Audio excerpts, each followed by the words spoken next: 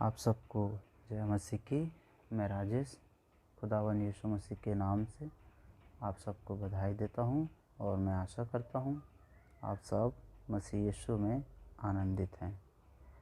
आज हम प्रभु के वचन से एक सब्जेक्ट को लेकर डिस्कस करेंगे मेरे प्रियो, और हम सीखेंगे कि आज के दौर में हम कैसे परमेश्वर के बारे में किसी व्यक्ति को बता सकते हैं। हाँ, आज एक मुख्य विषय मेरे और आपके सामने आकर रुक जाती है, आकर ठहर जाती है, और वो विषय है परमेश्वर का अस्तित्व। बहुत से ऐसे हैं जो इस दुनिया में कहते हैं कोई ईश्वर नहीं है और ना ही उसका अस्तित्व है।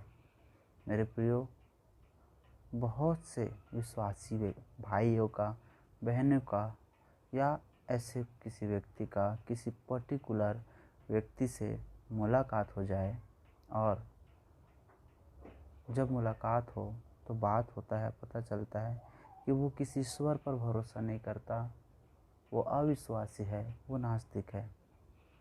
आज आपको और मुझको इस बात को थोड़ा समय जानने का और विचार करने का अवसर आ गया है कि हम कैसे बताएं, हाँ कोई ईश्वर है, उसका अस्तित्व है जिसने इस संसार को बनाया है। मेरे प्रियो, आप और मैं देखते हैं इस संसार में सब चीज़ का कोई ना कोई बनाने वाला है। इस संसार में सब चीज़ों का किसी ना किसी ने रचना करी है। उदाहरण के तौर पर हम देख सकते हैं, कोई चीज़ को ले लेते हैं, जैसे कि पलंग हो या फिर और भी कोई चीज़, इसका बनाने के पीछे किसी और का हाथ होता है जिसे आपने नहीं देखा, लेकिन ये है कि वो सचमुच में वो व्यक्ति का अस्तित्व है जिसने उसको बनाया है। इसी प्रकार एक ऐसा अदृश्य ईश्वर है, अदृश्य परमेश्वर है, जिसने संसार को बहुत अच्छे रीति से, बहुत ही सिस्टम से बनाया है और इस संसार को संभाल के रखा है। साइंस बताती है कि अचानक से भूकंप हुए और इस संसार की स्थापना हो गई। मैं आपसे कहना चाहता हूँ, हो सकता है कि भूकंप हुए, लेकिन मेरे प्रियो, भूकंप का एक स्वभाव होता है जो आज आपको और मुझको जानना अति आवश्यकता है, और वो स्वभाव यह है, जब भी कहीं भूकंप होंगे बनी हुई चीज़ जो है वो बिगड़ जाएंगी। ये भूकंप का स्वभाव है।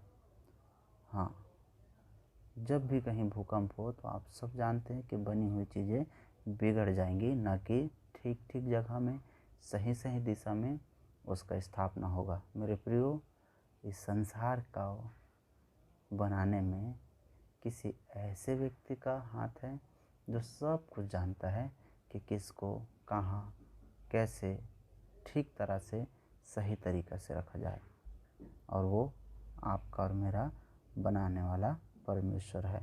हाँ, उसका अस्तित्व है। हाँ, लेकिन ये एक अविश्वासी व्यक्ति और ये एक नास्तिक व्यक्ति नहीं समझ सकता, क्योंकि उसको ये प्रकाशन नहीं दिया गया है, क्योंकि उसको ये प्रकाशन नहीं मिला है। यदि आप और मैं पहला कुरिन्थियों 2:14 में पढ़ें, इस प्रकार लिखा हुआ है, परंतु शारीरिक मनुष्य परमेश्वर के आत्मा की बातें ग्रहण नहीं करता, क्योंकि वे उसकी दृष्टि में मूर्खता की बातें हैं, और न वह उन्हें जान सकता है, क्योंकि उनकी जांच आत्मिक रीति से होती है।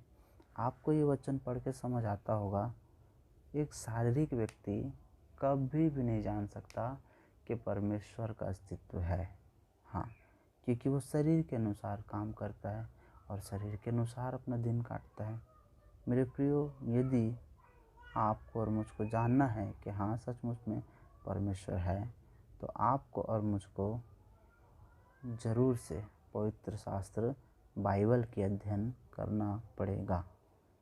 बाइबल का सिद्धांत का आरंभ या अध्ययन उसी समय परमेश्वर के विषय में आपको और मुझको जानना चाहिए जब आपको आवश्यकता हो।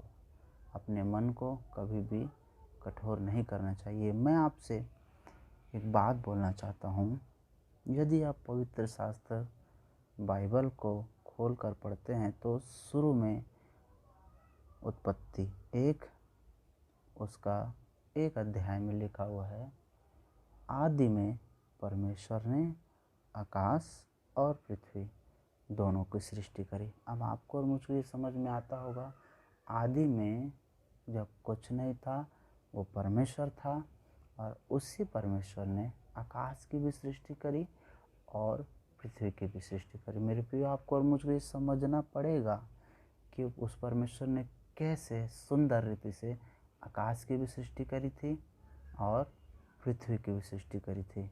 हाँ, उस परमेश्वर ने ये दोनों को बहुत ही सुंदर तरीके से बनाया था। आपको और मुझको ये जानना अति आवश्यकता है, बाइबल में कोई पाठ्य पुस्तक नहीं है जो परमेश्वर के अस्तित्व को सिद्ध नहीं करती हो। हाँ, मैं आपसे बोलना चाहता हूँ, हर एक जो पवित्र शास्त्र बाइबल को लिखने वाला है वो परमेश्वर के अस्तित्व के बारे में बताती है और उसको स्पष्ट करती है। कोई मूर्ख ही होगा जो कहता है कि परमेश्वर का अस्तित्व नहीं है।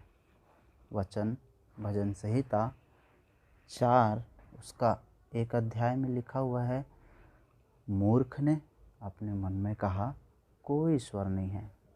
हाँ, वो सब के सब क्या हो गए हैं, बिगड़ गए हैं।